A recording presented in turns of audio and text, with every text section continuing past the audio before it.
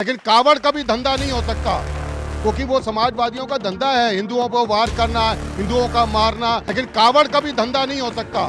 Sir, हज यात्रा के बारे में क्या विचार है? हम भी तो पूछना चाहते हैं। हज यात्रा के बारे में अपना विचार बता दीजिए। सुधांशु त्रिवेदी और अश्विनी उपाध्याय कांवड़ लाए थे क्या ईमानदारी से? अमीश, ये लोग अपने बच्चों को तो विदेश में पढ़ाते हैं और पिछड़े दलितों को कांवड़ लाने पर लगा देते हैं।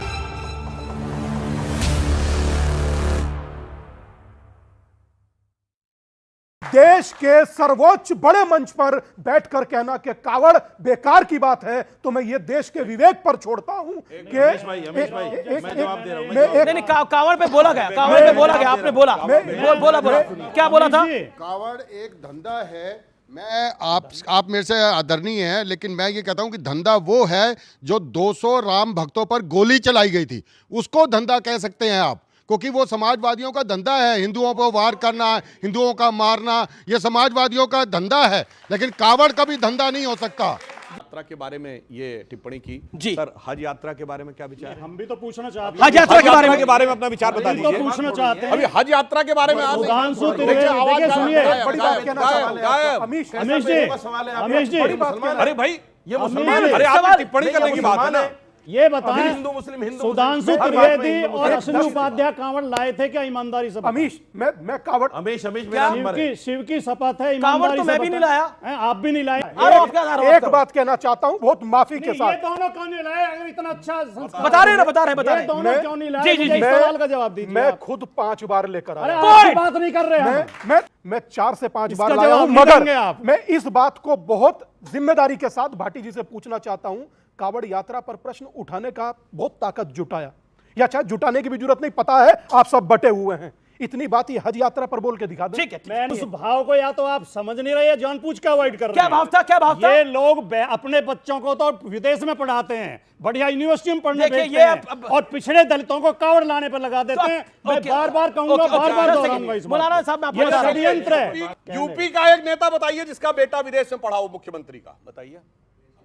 अखिलेश यादव मुख्यमंत्री, मुलायम सिंह के बेटे, हम तो चाहते हैं, कल्याण सिंह जी का बेटा हम तो पढ़ा, चाहते हैं बच्चे राम अच्छी प्रकाश जगह गुप्ता जी का बेटा गया, हम तो न चाहते हैं। कोई गया। अब देखिए, अब खुद तो सेफई में एयर स्ट्रिप बनाई है, हवाई अड्डा नहीं बनाया कि आम आदमी चल सके, जिस पे लाखों रुपए घंटे का किराया देकर जेट प्लेन उतारा जा सके। वो लाखों रुपए घंटे का किराया देने की हैसियत किसकी है? वो है पहले वाले परिवार की, जिसके हाथ में सारी सत्ता रहनी चाहिए। और रही बात भाटी जी ने कावड़ की कही, कावड़ एकमात्र ऐसा उत्सव महोत्सव हिंदू आस्था का केंद्र है जिसे बच्चा मनोती के तौर पर मांगता है और पूरी होने पर हरिद्वार से जल लेकर आता है।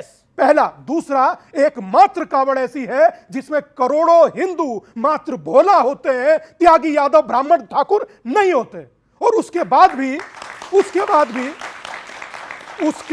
भी इस देश के अंदर सर तन से जुदा के नारे पर लाखों की भीड़ सड़कों पर आती है। बांग्लादेशी काट दिए गए, एक आदमी बताइए जो आया हो। और बात करना मात्र निंदा। सुनिए, मुझे लगता है कि हिंदू कुश में भी कोई नहीं आया था, खुद ही हम लोग वहां भी मर गए। कांधार भी कोई नहीं आया था, हम स्वयं मर गए। पाकिस्तान में भी हमें किसी ने नहीं मारा, हम स्वयं मरे। केरला फाइल, कश्मीर फाइल जिन्हें झूठ, केरला फाइल,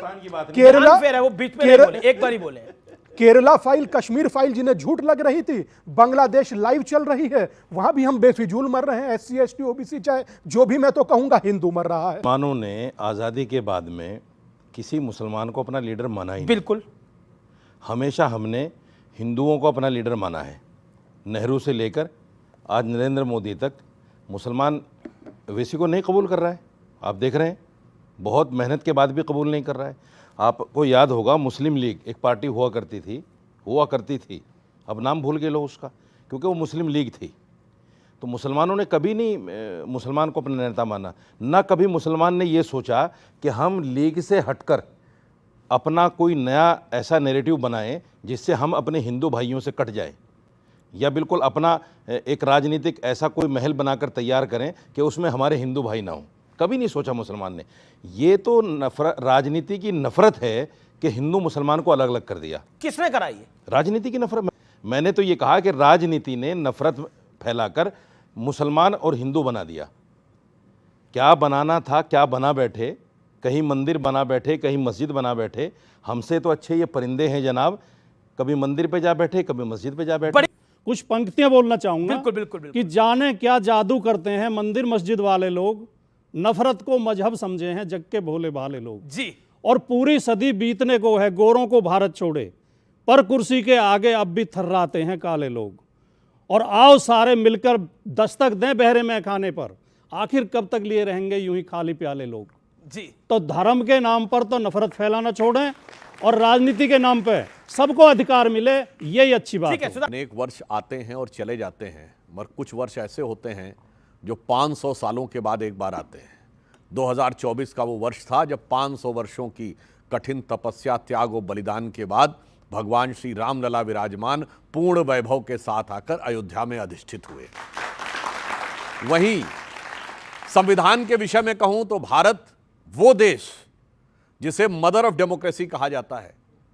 शायद युवा पीढ़ी को ध्यान हो, पहली बार ऐसा हुआ है कि गूगल ने ये ओपन किया है कि उसने क्वांटम कंप्यूटर की अपनी चिप विलो बनाई है, जिसकी स्पीड जानते हैं उन्होंने कितना दावा किया है कि 10⁻24 ईयर्स लगते एक नॉर्मल कंप्यूटर को जिस प्रॉब्लम को सॉल्व करने में, वो 5 मिनट में सॉल्व की जा सकती है। यानी ब्रह्मांड की आयु से ज्यादा समय लगेगा एक नॉर्मल कंप्यूटर को उसे सॉल्व करने में। इसका मतलब दुनिया नए युग में प्रवेश कर रही है और भारत भी नए युग में प्रवेश कर रहा है। इधर विज्ञान भी आगे बढ़ रहा है और इधर सांस्कृतिक स्वाभिमान भी उभर कर आगे बढ़ रहा है।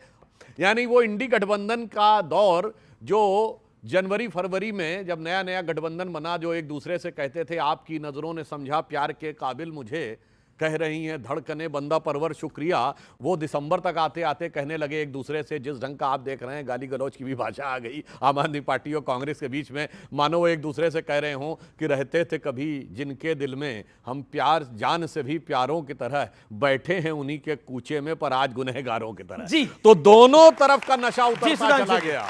तो अंत में एक लाइन और कह दूं कि विपक्षी एकता के लिए मैं कहना चाहता हूं कि दरिया का सारा नशा उतरता चला गया, तू मुझको डुबाता रहा और मैं उभरता चला गया, और रंगत समझ में आई मगर आई देर से, कच्चा था बहुत रंग उतरता चला गया। जी, विपक्ष के लोग कहते हैं ना जातिगत गणना, तो मैं बताना चाहता हूं इनकी गणना का जो मूल मंत्र है वो क्या है।